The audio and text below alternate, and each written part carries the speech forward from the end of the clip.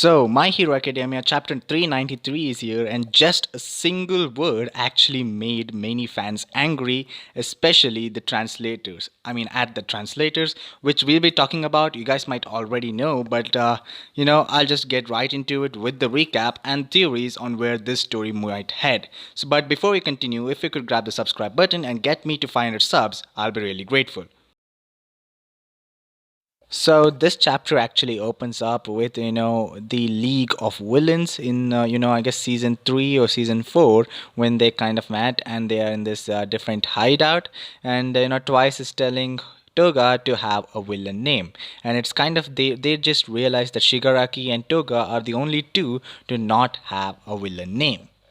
But it seems that Toga doesn't really want a villain name. She says no thank you, but the others still try to come up with names such as Vampirus, Carmilla, Suck Suck, and Lickitung, which ironically is a Pokemon name. And it's kind of funny seeing these villains being funny. This is kind of heartwarming because we know that they are humans too, and they just suffered a lot to become this kind of villains. And Darby is like, that's just some crowd pleasing stuff.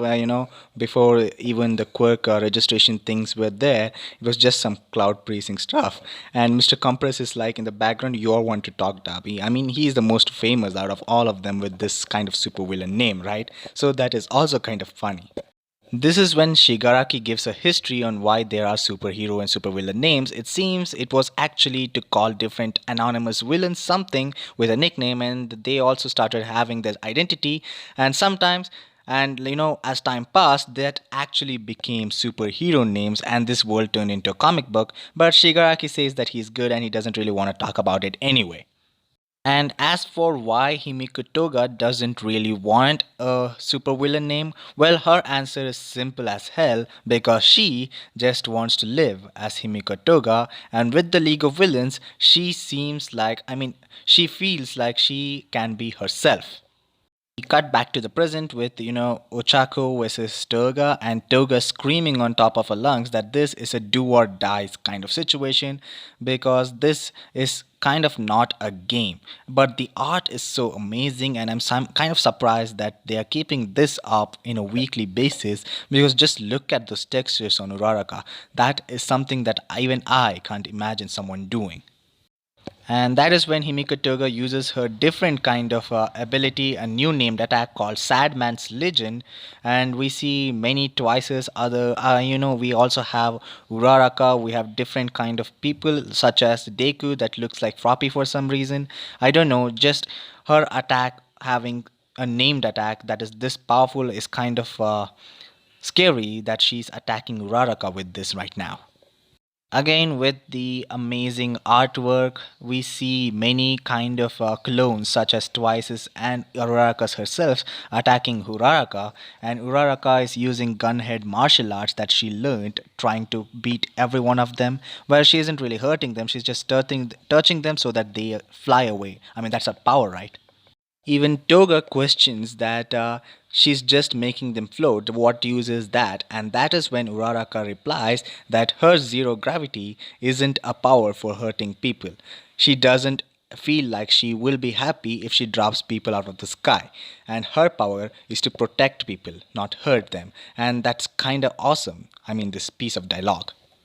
This is when Uraraka starts her talk no jutsu. She says that when the world was turned upside down, she saw her and she knew that she was so sad. Of course, Toga, in comedically, she says that she was the one who was sad, and Uraraka replies that they both were because she was actually scared when they first saw her, but that was because she didn't understand her. And now that she does, she feels for her.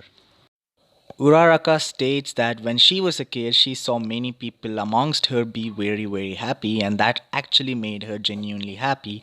She likes when people actually show the true feelings, and that feeling is happiness. As we are shown an amazing panel where there is nothing but pure white, and we see a young Uraraka, a child Uraraka, and a child Toga on either sides, which will be important at the end of this chapter. Just stick around until then, and before that, subscribe. I am plugging in this in. And this is when we are shown an amazing panel where, Uraraka shouts that she saw Toga smile in the purest form, and she doesn't want to forget that, pure smile that she saw, and she is kind of jealous that Toga can smile that much. And even Toga is taken aback by her words, and that's kind of heartwarming, yet some people might call it cringy, I don't really know. And she says that she doesn't want to pretend that she never saw Toga smile, as we see an amazing display of art again. Ah, man, this guy does do a pretty good job at this. And she uses her power to kind of, force everything to fly away or float away, which is basically her power. And I really, really love this new kind of attacks, which doesn't really have a name yet. So this is where the controversial panel comes, and it's not the author's fault, it's actually the translator's fault. So in the original thing, she actually says that that is why they both are going to have a talk. So let's just talk about romance, and now she understands her, and she calls her Himiko-chan as if she is her best friend. And that's kind of heartwarming. This is the character development that we needed for Uraraka. But the official translation actually calls her Himiko Toga as usual. This is why people are pissed off. I mean, the fans are so pissed off at this, and it's kind of not their fault. I guess these translators don't really know what they're doing that much, although they have to, because this is basically what will be transported towards the entire world. I think Himiko Chan should have been the same way. They didn't really have to translate everything. So, theory time. So, where does this chapter lead us to? I mean, are the villains capable of being redeemed? Because we know that, Uraraka is fighting with Toga, we have Dabi's fight, and we also have the green turtle like ninja guy's fight, who is actually a morphing animal. That is also there, and I really, really forgot his name because it's been so long.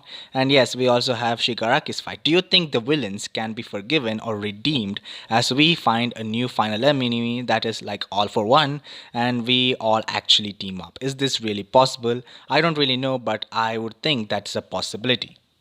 Also about Uraraka's speech or the talk no jutsu, I think it will definitely work against her. It already looks like Toga is wavering, and she might actually lose, and she will actually give in to the love that Uraraka is giving her now.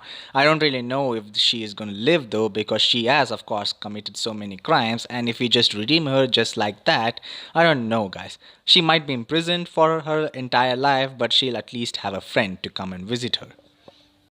What's even sadder is that the four manga that I actually cover in this channel that runs in a weekly manner is One Piece, Black Clover, Jujutsu Kaisen, and My Hero Academia, and all of them are in their final arcs, and that's kind of sad. I mean, One Piece might be here for 7 more years or something, and I will be really grateful if it does, but these three are ending really soon, and I'm kind of bummed out. I will be, of course, covering Boruto like I always do. It's on a hiatus for now. It will be back in August, and also I will be covering the other manga such as Chainsaw Man, which I'm thinking of starting to read, and even maybe Oshinoko. So if you don't want to miss out on that, subscribe to my channel and like this video, share this with your friends who might be into My Hero Academia and other Shonen Jump fan. And yes, I'll see you guys in my next video.